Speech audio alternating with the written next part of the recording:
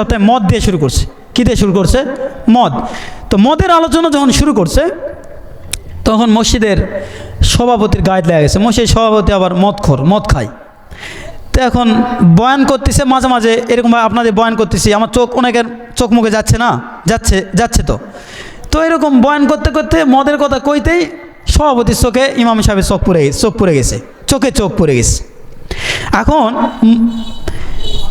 বয়ান শেষে, জুমার নামাজ শেষে এবার সভাপতি করছে, হুজুর আমি যে মদ খাই এই তথ্য, এই খবর আপনাকে কে দিল? তো দিল এই পুরা ভরা মজলিসের মধ্যেই কি আপনাকে আমার মদের কথা কওয়া লাগলো? আমি যে মদ খাই এটা আপনাকে মদের আলোচনায় করা লাগবে? ঠিক আছে, আপনি আইসেন, বেতন নেবে, আইসেন, আপনাকে বেতন দিব হনি, আপনার চাকরিকে রাখে দেখি। তো এই কথা বলছে, হুজুর বলছে, ওরে বাপরে, যাক ভুল করে ফেলছে, ভুল টুল ক্ষমাছে। পরের সপ্তাহ করছে, যাক মদ দিয়ে যেহেতু সমস্যা, তো এবার সুদ নিয়ে শুরু করি। তো সুদ নিয়ে আলোচনা করছে, সেক্রেটারি সাহেবের গায়ে যা লাগছে। আর সেক্রেটারি সাহেব বলে, আমি যে সুদ খাই সমাজের মধ্যে, এই তথ্য হুজুর দিল কেডা? নামাজ শেষে হুজুর ধরে বলছে, হুজুর আমি সুদ খাই, ঘুষ খাই, আপনার খবর দিল কে? নামটা কোন? তো যাই দিছে দেখ, সুদ খাচ্ছি ঘুষ খাচ্ছি এটা সবার সামনে করা লাগবে আপনার? হ্যাঁ, সুদ খাচ্ছির জন্য আপনাকে সেই আলোচনায় করা লাগবে?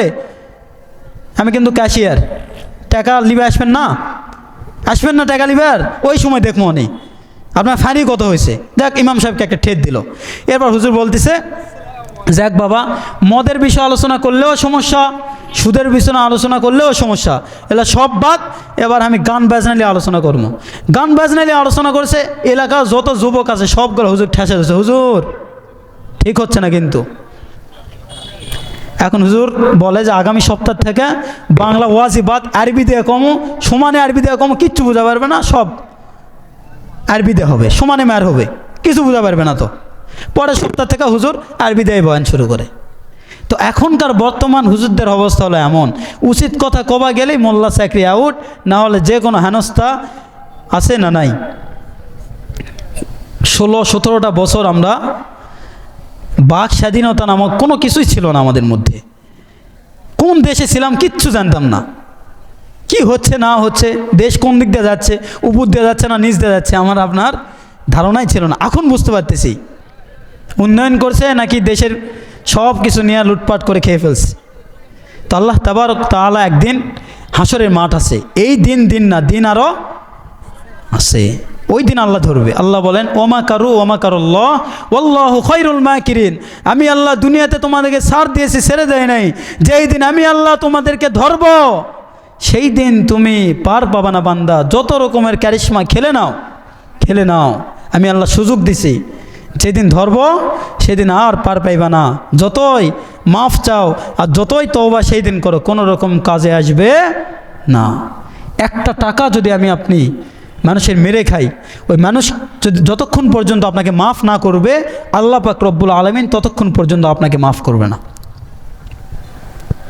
মারাত্মক কথা না?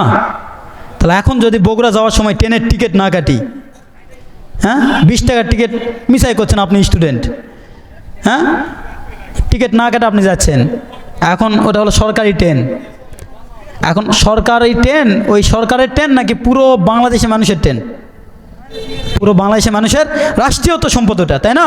তো রাষ্ট্রীয় সম্পদ হলে পুরো বাংলাদেশের মানুষের কাছে আপনাকে মাফ চাওয়া লাগবে, সবাই মাফ করলে আপনার মাফ হবে। ট্রেনের টিকিট ছাড়া উঠবেন ট্রেনের?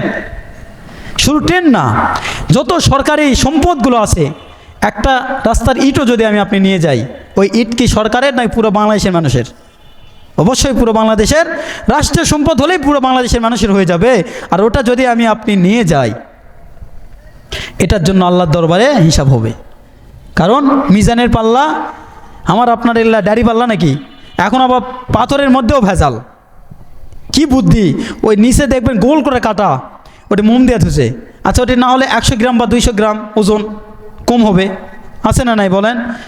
আপনি বাজারে যা দেখবেন 99% দোকানদারের পাথরের মধ্যে ভেজাল, আছে না নাই? উল্টা করে দেখবেন গোল করে ওটি কাটা, ভাই কাটা থুসু গা, ওটি লোয়া দেওয়া লাগবে না? ওজনে যারা কম দেবে এদের জন্য আলাদা জাহান্নাম। এদের জন্য কি ভাই, কি কষ্ট দিচ্ছে আপনাকে? কথা বুঝতে পারতেছেন না? তাহলে কথার কোনো আওয়াজ নেই, একটা তাকবীর দেন তো, লিল্লাহে তাকবীর। আল কোরআনের আলো, আল হাদিসের আলো, সংসদে জালো, বলেন আল কোরআনের আলো। এবার চেষ্টা করব সংসদে যেন আল কোরআনের আলোয় জ্বলে। আমাকে আপনার চেষ্টা করতে হবে, জায়গা মতো সিল মারা লাগবে, নয়তো তো সংসদে আলো জ্বলবে না,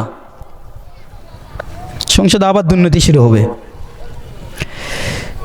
আল্লাহ রাব্বুল আলামিন বলেন, ও দুনিয়ার ইমানদার বান্দারা, আমি আল্লাহ এমন একটি গ্রন্থ তোমাকে দিলাম, এমন একটি বাণী আমি আল্লাহ তোমাদেরকে দিলাম, যেই বাণীতের মধ্যে শুধু রাষ্ট্রীয় সম্পদের কথাই বলা নাই, এই কোরআনের মধ্যে আমি আল্লাহ তোমাদেরকে সমাজ ব্যবস্থা, রাষ্ট্র ব্যবস্থা, সংসার ব্যবস্থা, বউ চালানা, স্বামী চালানা, ঘর সামলানো, পুরো দেশকে সামলানো, কেমন করে এই দেশকে না ইনসাফ ভিত্তিক বিচার ব্যবস্থা, সব কিছু এই কোরআনের মধ্যে আছে না নাই? চিল্লায় বলেন আছে না নাই? তাহলে যখন কোরআন দিয়ে দেশ পরিচালনা করার কথা বলা হয়, কিছু উগ্রবাদী ইসলামবাদ তারা বলে শরীয়ত আইন আমি বিশ্বাস করি না, বলে না বলে না? বলেন আপনি শরীয়ত আইন বিশ্বাস করবেন না, কোনো কিছু যায় আসে না। মনে রাখবেন আল্লাহ রাব্বুল আলামিন নিজেই বলেছেন, এই জমিন, এই পুরা দুনিয়া মুসলমানরাই এই দুনিয়াকে শাসন করেছিলেন এবং এই মুসলমানরাই আবার শাসন করবেন। সেই দিন আপনি কোথায় পলায়ন করবেন? কোরআন আইন যখন জারি হয়ে যাবে, এই চোররা সকলের হাত কাটা পড়ে যাবে।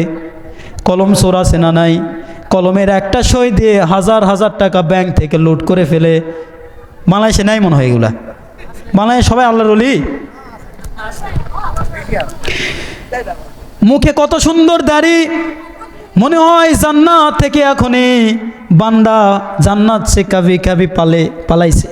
হ্যাঁ, এত সুন্দর দাড়ি, মনের মধ্যে কত শয়তানি। দাড়ি কেটা ভারত পালানোর জন্য কত রকমের রাহাজানি করলো।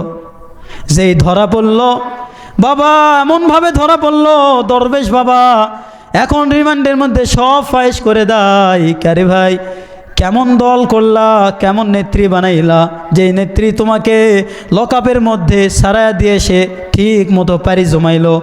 এই দুনিয়াটা হলো এমন রে ভাই, মানুষ মানুষের জন্য নয়, সবাই স্বার্থপর। আল্লাহ পাক রব্বুল আলামিন ছাড়া এই দুনিয়াতে আমাকে আপনাকে কেউ ভালোবাসে না, সবাই স্বার্থবাজ। আপনার মা বাবা আপনাকে ভালোবাসতেছে, আপনি সন্তান বিধায়। আপনি সন্তান না হইলে আপনার পিতা মাতা আপনাকে এক চক্ষু দেখতো না। আবার এই পিতা মাতা জায়গা মতো পোল্টি মারে। দুইটা সন্তান যদি একটা ঘরের মধ্যে জন্মগ্রহণ করে, এক সন্তান যদি ম্যাজিস্ট্রেট হয়, অনেক টাকা ইনকাম করে, আর এক সন্তান ইনকাম করতে পারে না, দিনে না দিন খায়, দেখবেন ওই বেশি টাকাওয়ালা ওই সন্তানকে মা বাবা বেশি ভালোবাসে এবং গরিব সন্তানকে ওই মা বাবা অবহেলা করে, আসে না নাই? এমনও মা আছে পরকিয়া করার জন্য নিজের সন্তানকে জবাই করে নদীর মধ্যে ভেসে দিয়েছে। এমনও বাবা আছে পরকিয়া বাঁচানোর জন্য নিজের স্ত্রীকে গলা কেটে হত্যা করছে। বাংলাদেশে এমন ঘটনা ঘটছে না নাই? ঘটছে।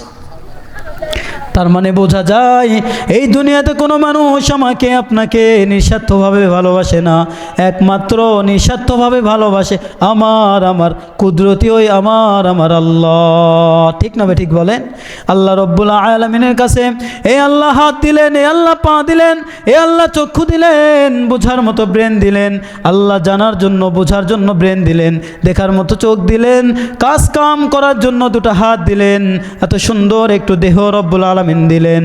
হ্যাঁ, শুধু তাই নয়, এত সুন্দর স্ত্রী দিলেন, আবার বিবি বাচ্চা সব কিছু রব্বুল আলামিন দান করলেন। ওই আল্লাহ রব্বুল আলামিন এত কিছু দান করার পরে ওই দানের জিনিস নিয়ে আমি আল্লাহর লানত করি, আল্লাহর সঙ্গে গাদ্দারি করি, আল্লাহর ইবাদত করি না, আল্লাহর কথা মতো চলি না, আল্লাহ যা বলছেন উল্টা করি, সুদ খাই, ঘুষ খাই, এমনও গুনাহ করি যেই গুনার কথা আল্লাহ পাক রব্বুল আলামিন জানে না। দুনিয়ার মানুষ যদি ওই গুনার কথা জানতো আমাকে আপনাকে থুতু নিক্ষেপ করতো। ঠিক না ঠিক বলেন? আল্লাহ রব্বুল আলামিন সব জানার পরেও এক সেকেন্ডের জন্য খাবার কেড়ে নেয় না, একদিনের জন্য আপনাকে অপমান করেন না। আপনি হাত দিয়ে গুনাহ করার পরেও রব্বুল আলামিন চাইলে আপনার হাতটা অবশ করে দিতে পারতো। আপনি চোখ